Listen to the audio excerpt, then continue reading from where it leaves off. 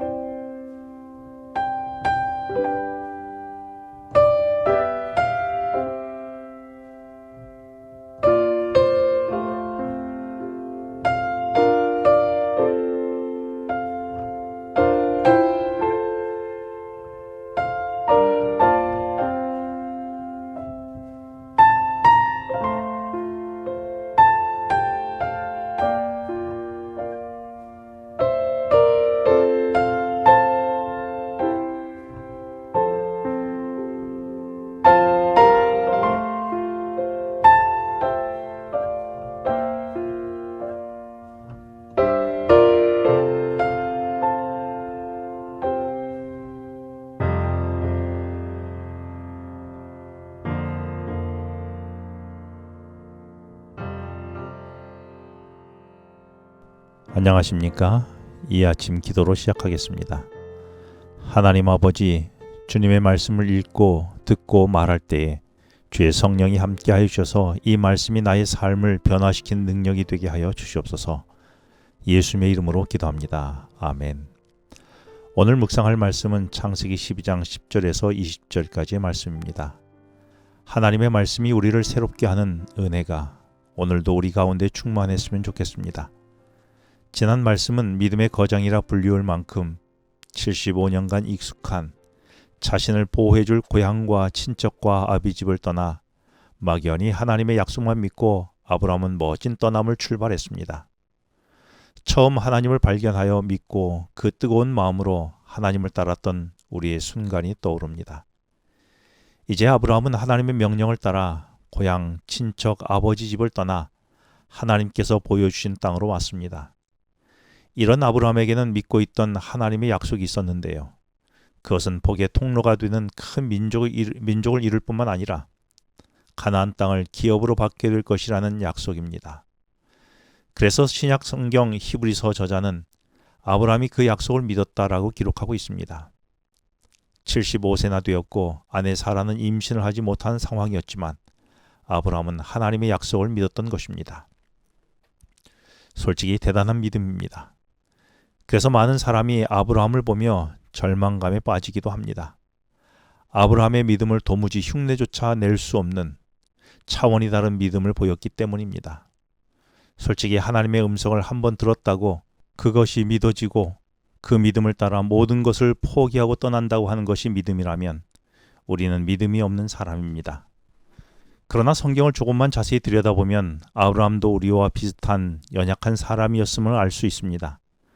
특히 창세기 12장 8절 9절의 말씀과 오늘 본문의 말씀은 이 사실을 선명하게 보여줍니다. 창세기 12장 8절과 9절을 보면 이렇게 기록되어 있습니다. 거기서 베델 동쪽 산으로 옮겨 장막을 치니 서쪽은 베델이요 동쪽은 아이라. 그가 곳에서 여호와께 제단을 쌓고 여호와의 이름을 부르더니. 그리고 그 다음 9절은 이렇게 기록합니다. 점점 남방으로 옮겨갔더라. 하나님의 명령에 순종해서 가나안으로 온 아브라함은 그 땅을 주시겠다는 하나님의 약속을 받습니다. 그런데 아브라함은 가나안에 머물지 않고 점점 남쪽으로 내려갑니다. 믿음하면 아브라함이므로 하나님의 약속을 믿고 가나안에 머물러야 할 것 같은데 그러지 않았습니다. 점점 남방으로 옮겨갑니다. 아마 약속을 받았지만 당장 눈에 보이는 것이 없어서 그랬을 것입니다.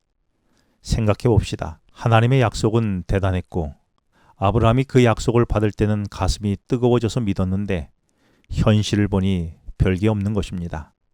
민족을 주신다고 했는데 아내는 임신도 못해 후사가 생길 기미도 보이지 않고 복의 근원이 되게 해주신다고 했는데 그 땅에서는 여전히 나그네일 뿐이고 영토를 주신다고 했는데 가나안 사람이 이미 다 차지하고 있으니 현실적으로는 정말 눈에 보이게 성취될 언약이 하나도 없었을 것입니다.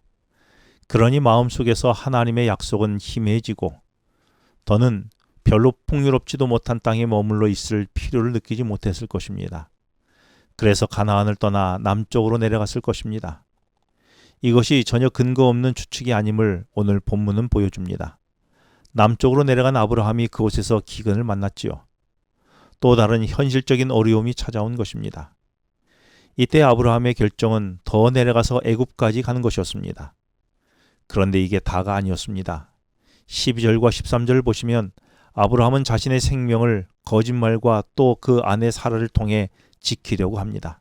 이것은 약속의 자손에 대한 하나님의 언약마저 위기에 빠뜨리는 행동이었습니다. 아브라함에게서 더는 믿음의 모습을 찾아볼 수 없었습니다. 아브라함도 현실적 어려움 앞에서는 하나님의 약속도 잊어버리고 그저 그렇게 살아가는 사람이었던 것입니다. 이처럼 모든 사람은 하나님 앞에서 그저 나약한 존재일 뿐입니다. 은혜를 받으면 가슴이 뜨거워지고 새로운 결단을 하지만 현실적인 어려움이 찾아오면 은혜를 잊고 현실에 타협해서 그저 그렇게 살아가게 됩니다. 그래서 사실 우리의 삶은 이 두 사이, 즉 하나님의 은혜와 현실 사이에서 왔다 갔다 하게 된 것입니다. 은혜가 크게 보일 때는 순종하고 현실이 크게 보일 때는 그 현실과 타협하는 것입니다. 그래서 하나님은 끊임없이 당신의 자녀에게 은혜를 주십니다.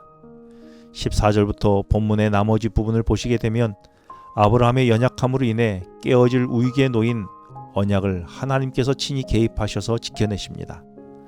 바로의 집에 재앙을 내리시어 아내 사라를 아브라함에게 돌려주시고 심지어 잘한 것도 하나 없는 아브라함에게 재산까지 불려주셔서 약속의 땅으로 돌아가게 하십니다. 현실의 타협함으로 믿음을 잃고 위기에 빠졌던 아브라함을 하나님께서 은혜로 구원해 주신 것입니다. 이처럼 아브라함도 믿음의 영웅은 아니었습니다. 하나님의 은혜가 아니었으면 믿음을 지킬 수도 없고 순종했다가도 금방 불순종하는 우리와 같은 연약한 사람이었다는 것입니다. 그러나 하나님의 은혜가 아브라함을 지켰고 결국 아브라함을 언약 안으로 다시 돌아가도록 만들었습니다.